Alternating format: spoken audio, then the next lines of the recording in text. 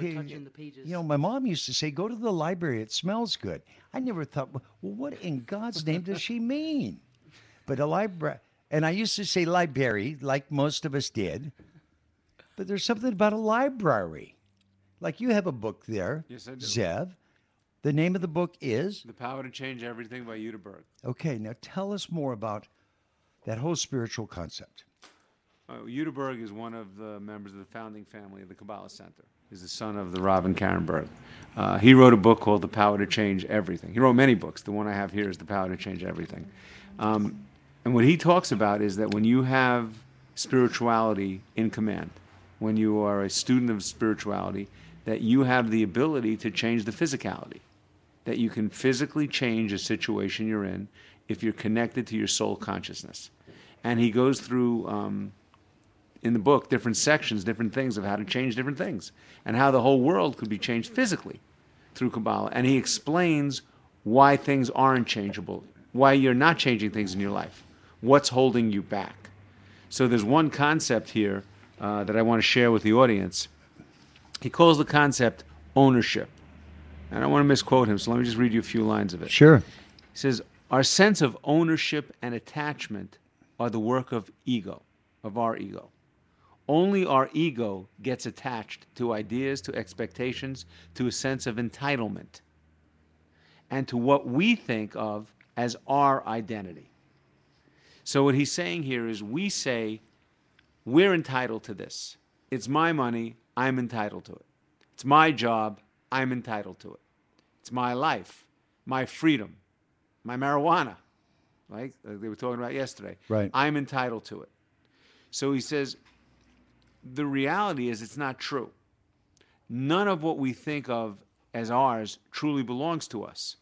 We are simply custodians given these gifts and challenges in order to come to know our own perfection. Ego tells us to take ownership of a particular identity that could possess great power or no power at all. But both are illusions. And this illusion is the ultimate source of all the pain in our life.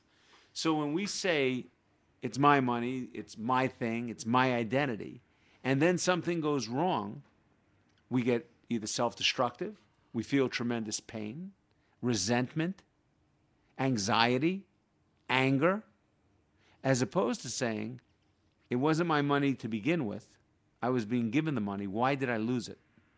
Why? There's no anger in that question. There's never an anger in a question why. There's only anger in the question why me.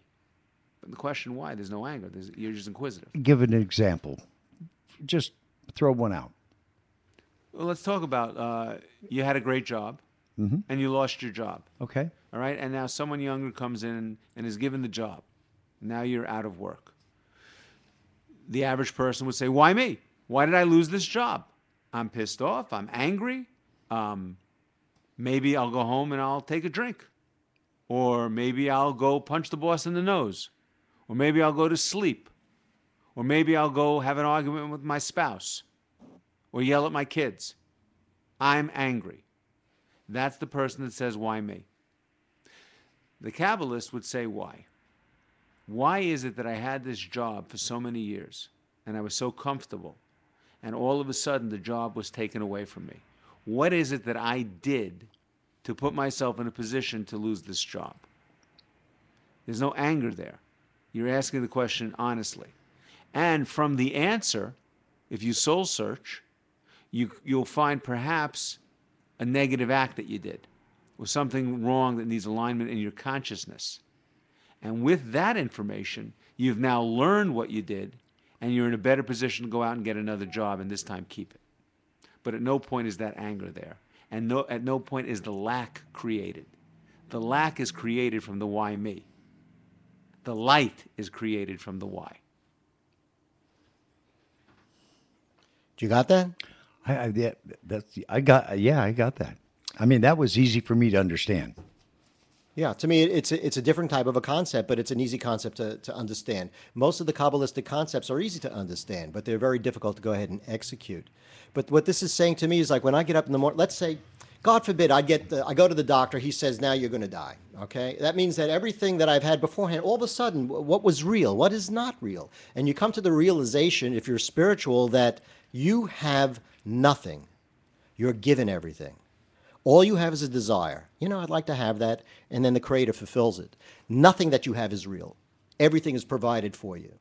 This job is being given to you, not by what you do, but because somehow there's some type of thing that you did that caused this effect to occur.